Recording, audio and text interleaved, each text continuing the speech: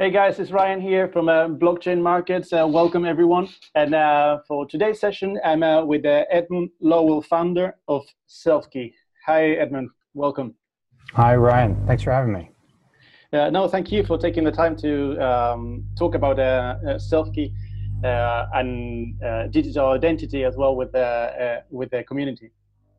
Yeah, thanks for having me. I mean, it's a problem that I care a lot about, so I'm happy to speak about it.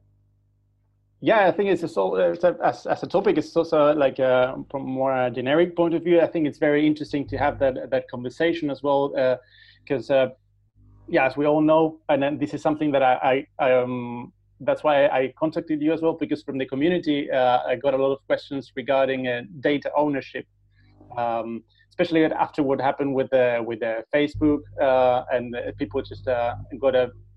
Or realize that your data nowadays is not really your own data, but it's being transacted online without people's consent many times. But also in some other cases, there are like data breaches. Then like what happens with Equifax and other hacks, then you just lose your data that it was not.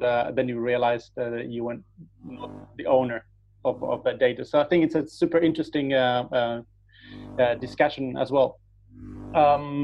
Maybe to start, like for the guys in the community that don't know you, if you can give a bit of a background of yourself, and then we just jump more in the discussion of data or identity, ownership, and Selfkey in. Sure. Yeah. Yeah, happy to. So I guess. Going back to the beginning of my professional career, at Northeastern, where I went to school, you get to go and during a co-op, you get to actually participate in the job which you'd like to do someday. So for years and years, I always wanted to be a lawyer, and I remember being in court on co-op, and the moment that I decided not to be a lawyer, without going too far into the story, there was a defendant who got off. And the defense attorney really did an amazing job. She was an incredible defense attorney, actually a public defender. So this is someone who really didn't get paid a whole lot by her client. She got her off, and then the client kind of walked out without even saying thank you. And I just felt like, man, that is, you're so directly impacting someone's life, and they don't even say thank you for it. Maybe I don't want to be a lawyer. So I was looking around for other things that I could do, and I became a real estate agent, still in university on a second co-op. And really enjoyed that. But at the time, it was around 2008, 2009, the real estate market collapsed and we had a global financial crisis.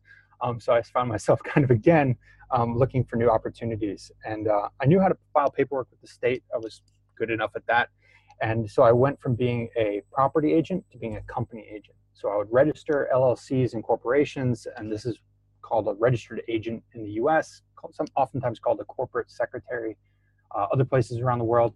And so I continued doing this business. I graduated from undergraduate university, got my degree, and continued doing this company formation business. I could have gone to law school, but I deferred 1 year, and that sort of ended up in being a permanent deferral there. And during the course of setting up these companies is really when I started to learn about something called KYC. And this KYC process was really a document collection process where someone was trying to prove their identity to me. And we were sending back and forth these really important documents over unencrypted email, which is standard in the industry still to this day.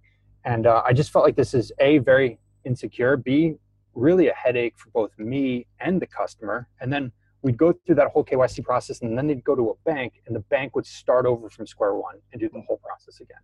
And I just felt like really there's got to be some way to leverage this value and this work that's being created in determining that this person is who they say they are, and also possibly some pain relief in terms of how difficult and annoying this process really is. So that was kind of the start of my journey into digital identity.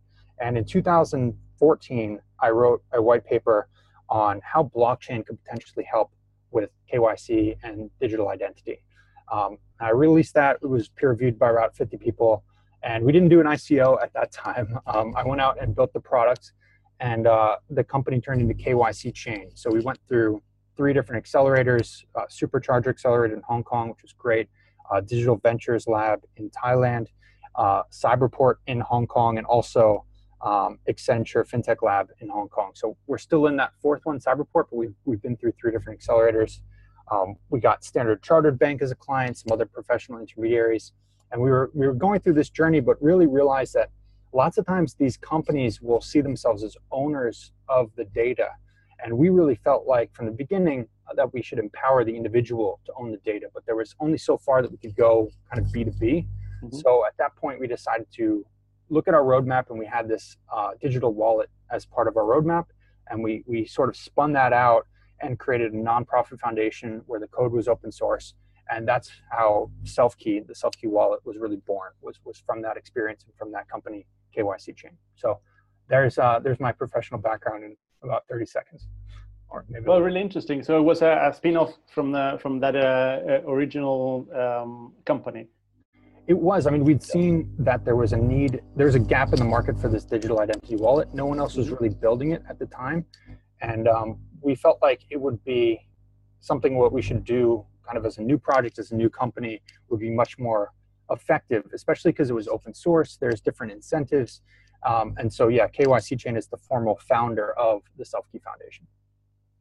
Interesting. Yeah, very interesting. And now I guess like this is like the more like philosophical question more than technical. But why do you think it's important that people own their data, their digital identity?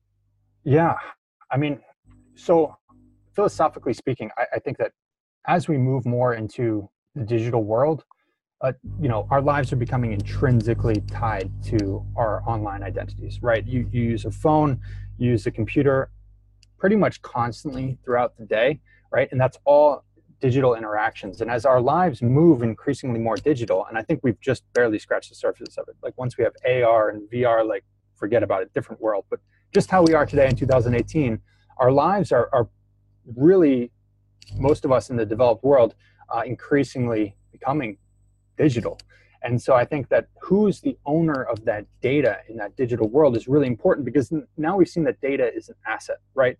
If you look at the big tech companies that have been built over the past 2 decades, a lot of them are pure plays on data. If you look at Google, if you look at Facebook, their primary business model revolves around the use of data and quite frankly, advertising, right? So understanding who this person is on a deep level and then selling ads to this person and having a free product. The freemium model is clearly here to stay.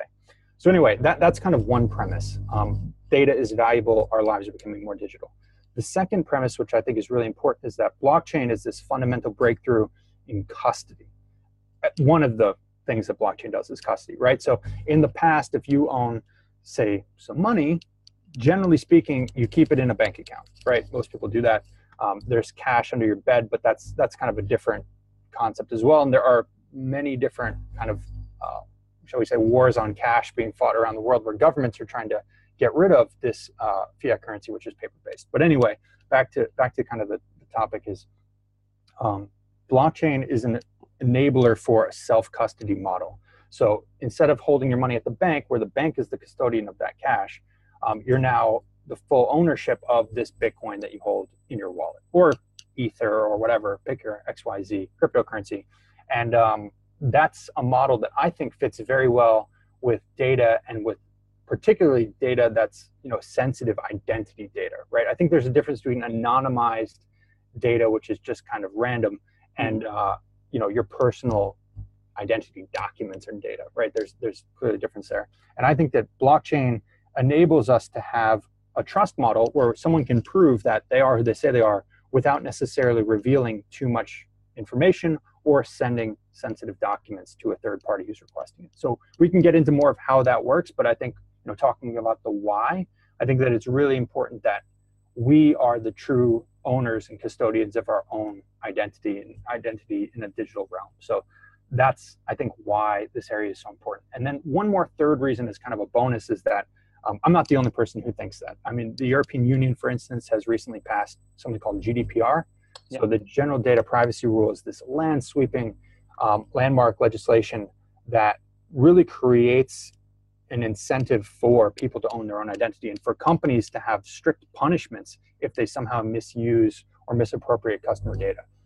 For instance, the famous fine that everyone's kind of throwing around As evidence of this is there's a 4% fine of global revenue if a company is a habitual offender in this personal data realm. So that means that if Facebook continues to keep misusing your data, they could be potentially looking at a 4% of global revenue fine, which would be billions of dollars for Facebook if they, don't get their act together in this area. So anyway, that's sort of answering the question, why is personal data ownership important? It's blockchain, it's GDPR, and it's our lives are becoming increasingly more digital.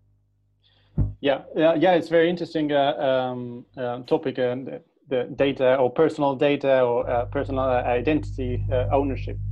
And I think like with you're right, like with the GDPR and regulations like that, we'll see a massive shift in especially in these big companies who, as you said, are used to gather data and use it, and now is the rules are really changing, and that is really fascinating because if we add blockchain, as you mentioned, as a way to being able to empower people and with their own data, that so everybody's happy, then the regulators are happy, companies comply as well, and people can own or trade the data, I guess, in the future.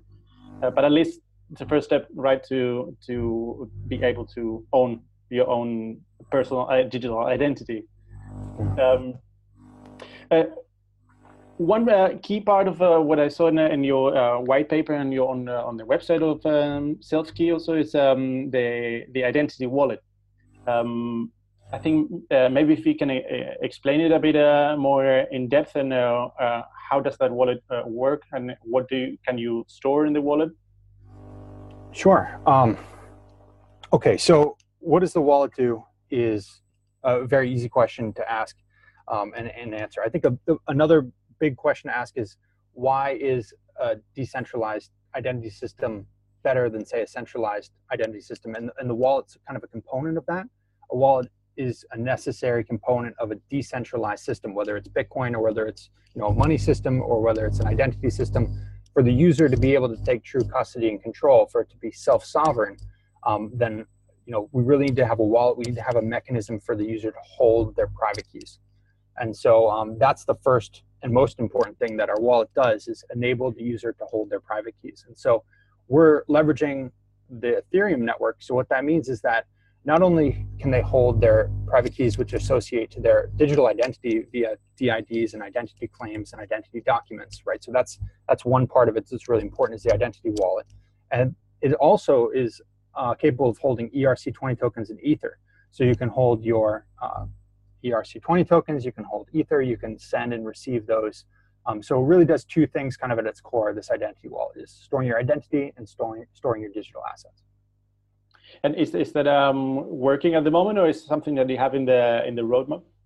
It is working. So you could, it hasn't been officially released yet, but if you go to our GitHub, you can download it and install it. It's all open source. I mean, we're standing out there naked, and you can go and see our product.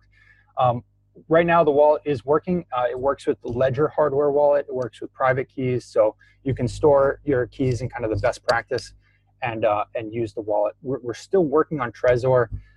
There's a couple of issues there in them discontinuing the Mac service, so we have to do work around there. But we do anticipate Trezor will be online shortly. And for now, there are some hardware wallets supported and all the traditional private key mechanisms as well.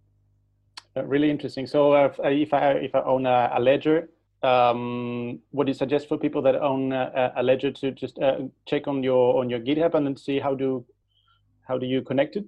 You could, yeah, and it would, after you installed it, it would work. We're also going through a few different security audits right now, just because we want to give people the confidence. I mean, we audit it internally. We have our own procedures as security goes, but it's nice to have a third-party firm validate this and say this. So, yeah, that's as well something that we're working on, and we really understand that you're dealing with people's money here, right? So that's another decision that we made to be open source. If you look at some of the other alternative wallet providers out there, I'm not going to name any specifically by name, but if there's a closed source wallet out there, they can switch one line of code and they could be stealing your private keys, and you'd have almost no way to know if they were doing that if you can't look at the source code of the binary. So we just firmly feel that all wallets should be open source, and in doing so, we just have a much safer ecosystem for storing our digital assets. Yeah, that's a good point. I think the other thing that it's also interesting about Selfkey is the part of the marketplace. Maybe we can discuss that as well, because once you own your data, there is a marketplace where you can actually trade, or like, how does that work? What's the idea behind the marketplace? Yeah, so the idea from the marketplace came from this. If we can give you a digital identity, would you want that?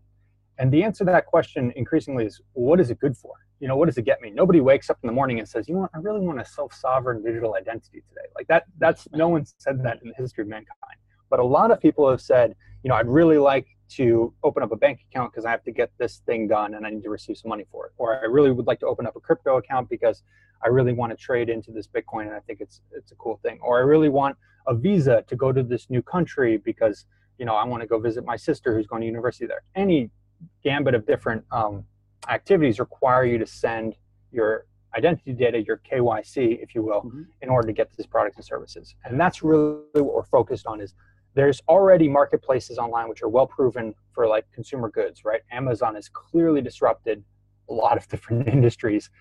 They haven't really touched financial services yet. We'll see if they do that, but we're trying to dramatically impact and disrupt the way that financial services are signed up for, right? So nowadays, if you want to go to set up a bank account, you have to walk into the bank, you have to show them your documents, you have to wait around, and then you get an account eventually.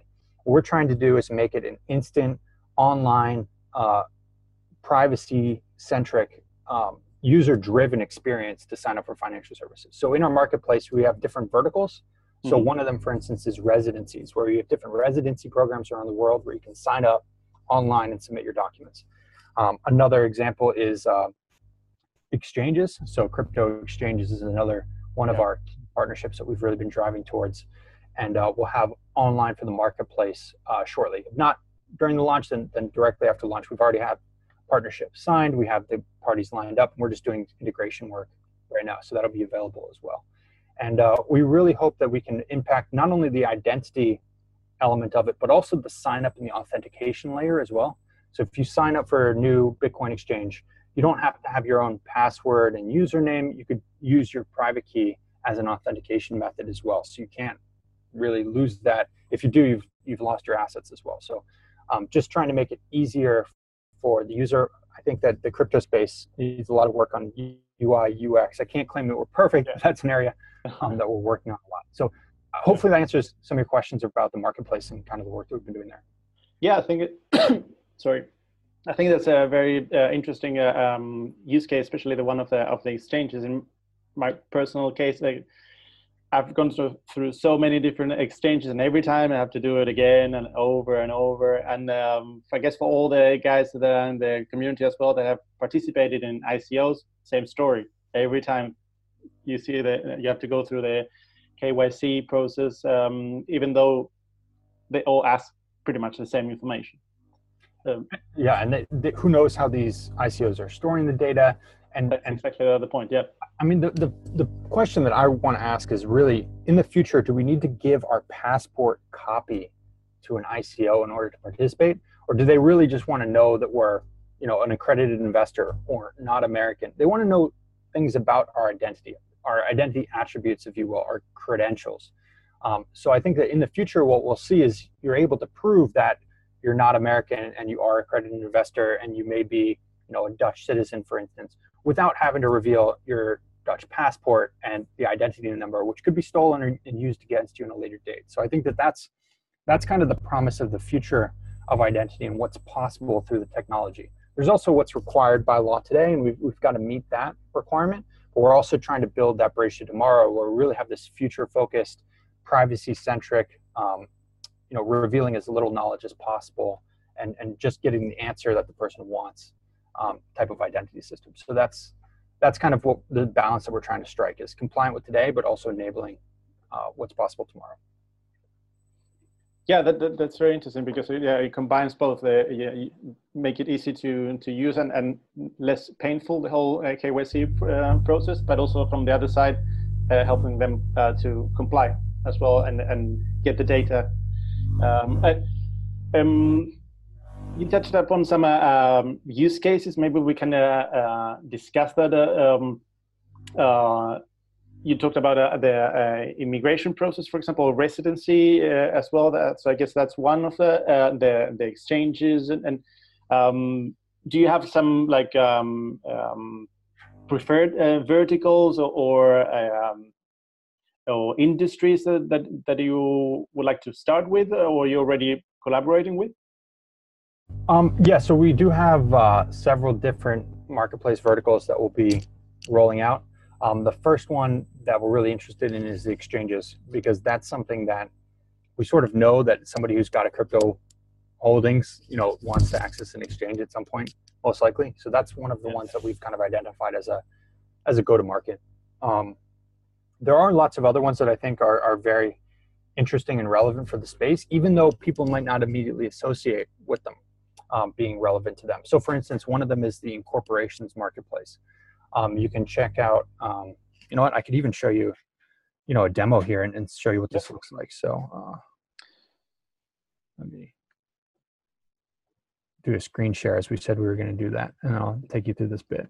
All right, so share the screen. So this is our alpha, which has been online for quite a while now, I think at least 6 months. So our wallet will have a better UI than this. It's maybe not the most attractive currently, but we're working on that. And it's totally different in the wallet. But this gives you the idea of kind of what's coming next. Mm-hmm. So right here, I'm looking at the categories of different verticals in the marketplace. If I click here on incorporations, I'll be able to see the different jurisdictions around the world where I can set up a company. And there's a lot of different reasons that you want to set up a company. Probably one that people in the crypto space don't consider enough is kind of liability protection and asset protection and liability mitigation. It also can be effective to access exchanges, and I think we'll see more structuring done through companies in the crypto space in the future. So anyway, you want to decide where you should set up a company. Well, we've built an app to help you do that. So you can decide whether you want a corporation or an LLC. Let's say that I'm the sole shareholder and I don't want to have any local requirements, and I don't really want to go to a country which has exchange controls. That wouldn't really be wise. I want the accounting to be easy, and I'd like it to have a tax treaty with the Netherlands or pick your country. It can be really anywhere. We'll say with, I don't know, the United States. And then this will narrow down the list of options that you have to set up a company from every jurisdiction in the world to a more narrow list. So our marketplace is really designed to do two things. One is make it easier to sign up, which we kind of talked about that already. But the first is to discover what's the right product for you. Until you know that, you're not really going to want to sign up. So here you can learn more about a Barbados company, an ISRL, what it's like. So we have basically every piece of information you'd possibly want to know about Barbados company. This is all information that we've researched and come up with. And here's the tax treaties, for instance.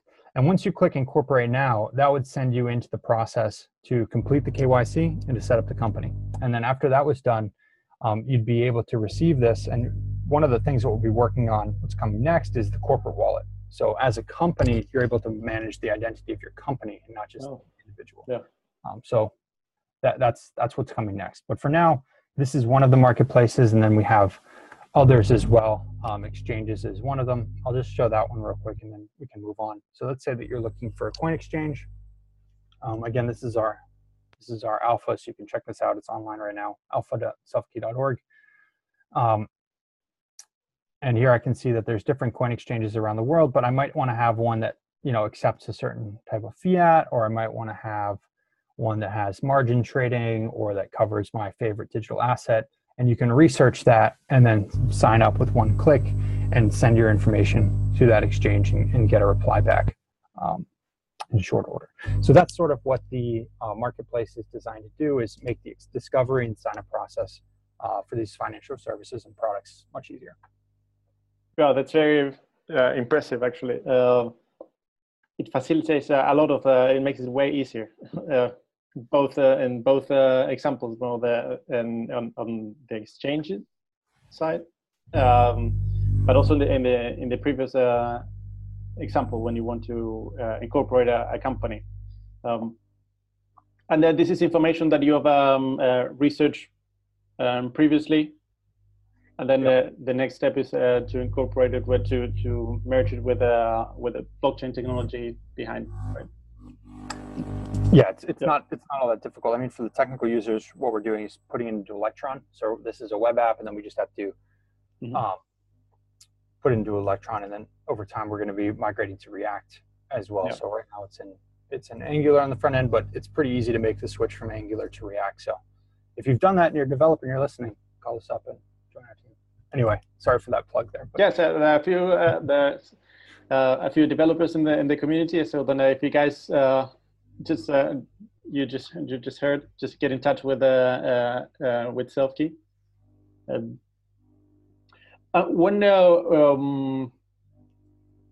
One thing I think is also interesting to discuss now that we're talking about the marketplace is the utility of the token, of the key token. Can you, and how would it be utilized? Yeah, so first and foremost, kind of the easiest thing to do is a mechanism for staking. So there's some other applications which have done this successfully as well. You stake for access, and the utility token gives you the ability to transact for these products or services. So it's not necessarily a payment. You're not paying us these tokens. You're just staking them. And what that means is that they're locked up for a certain period of time, and then you have access to that product or service, and then the tokens become unlocked, and then you get those tokens back. So technically speaking, the product is free, but it requires this utility token in order to use. And we feel like this aligns the incentives throughout the community really, really nicely. So that's kind of the first layer that we can promise will be there and will always be there. We do have a lot of other elements for the utility token that we think are really interesting, and they have to be validated and tested, but certainly this will be the most important element of our network, really, is the utility token, and how we incentivize a tokenized economy and an ecosystem is really something that I spend a lot of time thinking about. Quite frankly, these are really new topics. Like, there haven't been a lot of utility token projects throughout history, right? We're kind of at the forefront of that. So it's really, really fun and interesting. And I like thinking about how to align incentives, game theory, all of these types of topics I think are really important when you think about how to design a token economy. That's really interesting. And before we get out of the marketplace conversation, I think it's also interesting to have the discussion on the supply and the demand, right? Because then, as in every marketplace, you always have the chicken and egg problem. That you have on the one hand the supply, which I guess would be from the institutions or exchanges, as you showed me, that would like to use Selfkey for their own customers, and on the other side, do you see like the demand coming from the exchanges, or they would bring the demand from their own customers at the beginning in the case of the exchanges, for example? Yeah, I mean, ideally, in an ideal world, it would kind of grow with a viral loop. I think we're just at the beginning stages of it. So what we've seen so far is the smaller exchanges are more interested. If you look at some of the biggest exchanges in the world, their problem is not actually processing. Let me say it again. Their problem is not attracting new customers. Sometimes they have too many to deal with. Yeah. Their problem is oftentimes going through a KYC process successfully. So that's why I think we have a very interesting value proposition for the exchanges. And over time, we'll require the exchanges to stake as well. So you could imagine this being, if it's successful, a two-sided marketplace where, yes, the exchange is driving their customers to it because it's ideally a quicker onboard, more secure, more safe, more validated KYC. And the second driver for the marketplace is the identity owners wanting to sign up for different products and services. They could kind of build upon each other and go into bigger relying parties, so exchanges or otherwise, and then more identity owners, and ideally groups of identity owners. So we have a lot of kind of internal tests that we're working on there. I don't necessarily want to reveal anything to my competitors right now. Yeah, sure. But yeah, how we grow that marketplace is obviously super important. And anytime you have a two-sided marketplace, you do have that chicken and egg problem you described. One of the things that makes me feel very bullish, though, however, is that we're not necessarily asking for all of that much of a new behavior, right? Exchanges are already onboarding people. People are already signing up for exchanges. We're just asking for kind of a new way to do that that's more efficient for both sides. So that's why I think logically it would make sense that we're successful if we're able to make that process easier for both sides. Yeah, then you're right.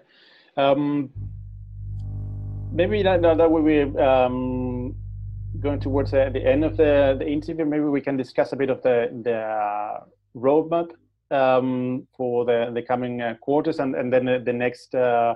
What do you think is the long-term vision, the big picture? Yeah, we're planning to actually overhaul the roadmap a little bit, and you have to strike a balance, right? Because on one hand, you want to be able to tell the public kind of what you're doing. Here's what we've got. Here's what you're buying. And on the other hand, we really want to, keep a little bit of the hand to ourselves, so our competitors just don't say, hey, we're doing that. I think that kind of happened with our marketplace a little bit. Oh, really?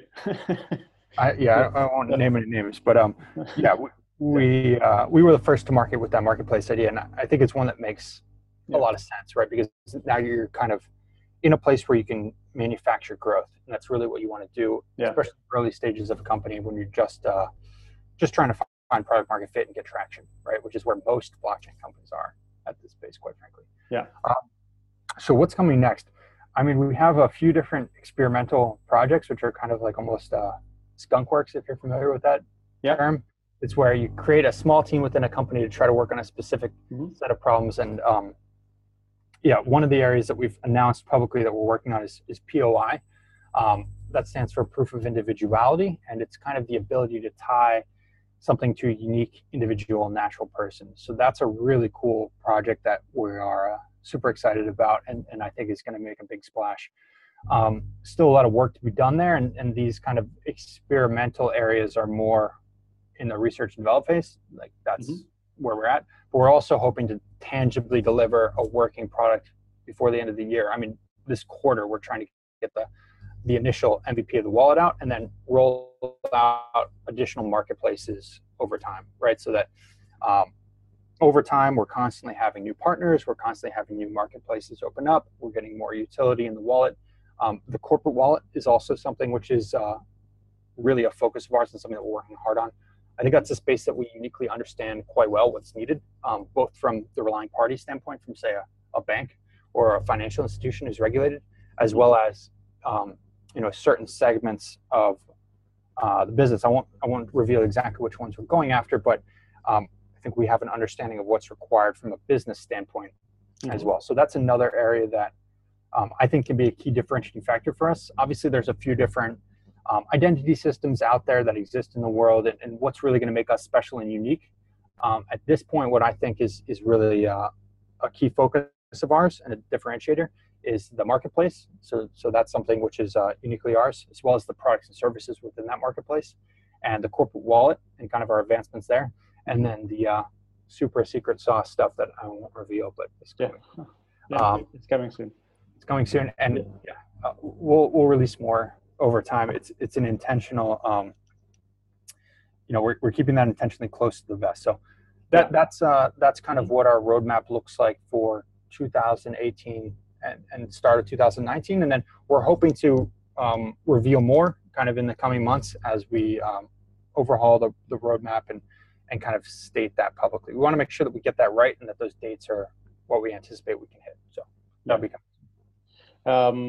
For everybody that in the community that wants to know more about Selfkey and then the next steps that Edmund just talked about. Just follow them. I think that's the best thing to do. Just follow the Telegram, the Medium posts. Go to the website, and then you can be then you'll know as soon as anything is released. Yeah, I think the mailing list is actually the best way to stay up to date if you don't want to be bombarded. Sometimes Telegram is just a free-for-all. The way the platform works, it's just like there's no threading. You can't see like what's new or relevant. So I think personally the best way to stay in touch is to join our mailing list, and then whenever there's a new update that's really important, we'll update you. And then we also send out sort of a weekly, here's the progress that we made type report as well, with any links to where any of us will be speaking or any places that we did speak, and new articles that we've got. So cool. Yeah, anyway, appreciate the chance to let your audience know about that. Yeah, I think like we have covered like almost I think everything. I don't know if there's anything else that we didn't talk about, or something that you would like to say that we didn't mention.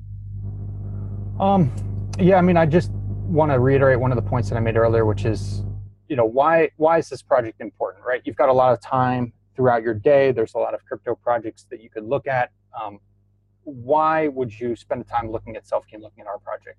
And the answer that I would give to that question is that I really firmly believe that identity is the most important topic of our time, right? Who owns our identity? Who owns our identity data and documents is really this super important question that, if we don't have a really good answer for, I think we're all kind of not in a good place.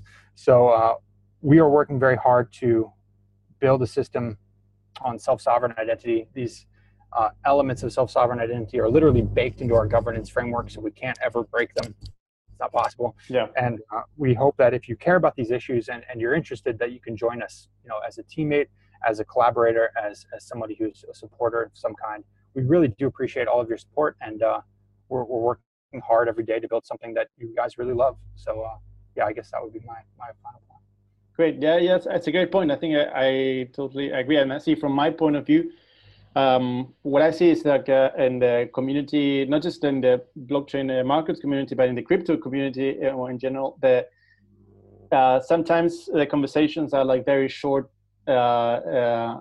It's just like about the coming ICO, how much money I'm going to make on this, on that, rather than having the big picture overview and discussing like if we want how important are things like, for example, owning your own digital identity. That identity is that the data is becoming more and more important in this digital world. So it's important also to have the discussion on the more the infrastructure for this this new, how is the infrastructure of this new world going to look like, rather than just having the short-term conversation on the return on the investment X or Y. Then I think so. That's why I really like this conversation with you, Edmund, because we went through that more the big picture overview, and then the specifics also on this very interesting project that is Selfkey. So with that said, I think I'd like to thank you very much for your time. And as you said, for everybody that wants to know more about Selfkey, just go to their website, join the mailing list, so you can know everything that will be happening in the next quarters and years. Yeah, that's it from my side. And maybe there's something, one more thing, Edmund. Then I usually ask founders of like if there's any blockchain project that you think it's interesting, not from the money side, but you think it adds a lot of value that you think it's any other blockchain project that you think it's worth looking at. Good question. I mean, I don't want to name any project in particular because I think that might be showing favoritism. I mean, there are some that I'm involved with as an advisor. right? But that would be almost a little bit biased for me to mention those. Yeah. I would say that, general advice for anyone looking at blockchain projects is take a long-term view. I see sometimes people being very, very short-sighted. One day the sun is out and everybody's happy, and then the next day, they read a bad piece of press and the sky is falling, and oh my God, like I can't believe we have read, holy cow, the world is over. Just stay in the middle, read some Stoicism or some Buddhism or something, and just be a little bit more, I think, centered. And it's hard to do that, right? Especially when you're dealing with money. But I think if you make good bets on technology plays that are infrastructure level, right, then you're already kind of ahead of the game, because there's probably way too many ICOs out there. Just to call a spade, and it's really tough to pick a winner. So I'm sympathetic with you if you are going out and trying to invest in different ICOs, because it's certainly not easy. You have your work cut out for you. But if you can be convicted on why you're making a decision, then you shouldn't be second guessing yourself immediately afterwards, right? You should be convicted for a certain period of time, and you want to hodl for that period of time, right? And I think in doing so, if you feel very convicted about a trade, you've written it down, you have the evidence to support why you feel this way, and you do feel like the project is a long-term hold, then instead of getting really upset when it's a rainy day, go out and do something else. Go outside in the actual sun and kind of, have fun with your friends and family, and don't get caught up in the news that's out there. And just one more parting thought is, a lot of the companies who run these news are also selling financial products or information on financial products to the incumbent financial world. That's a very good point, yeah. You really want to trust the information that came from them. I mean, the amount of news out there that is, just in many ways false or not properly researched or slanted in a specific way. There's a lot of misinformation and disinformation, and I think it's really tough to understand what's really going on.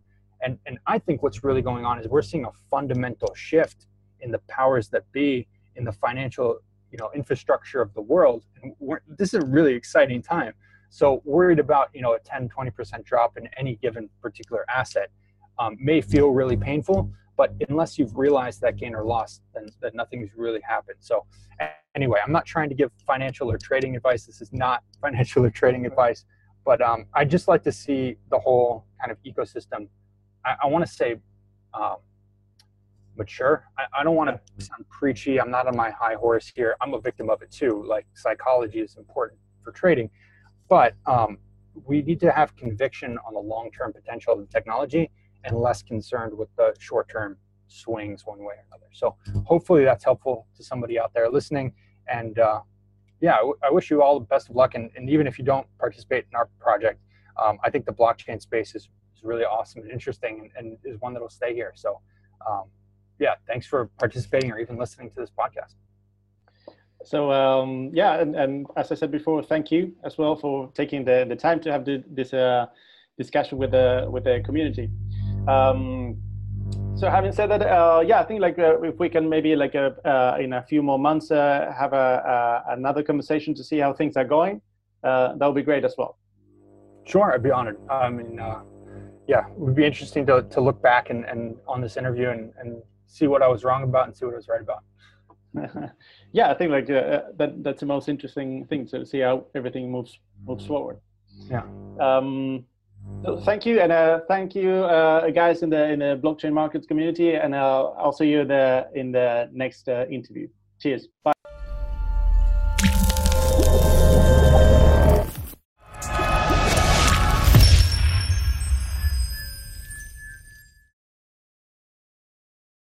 Bye, everyone.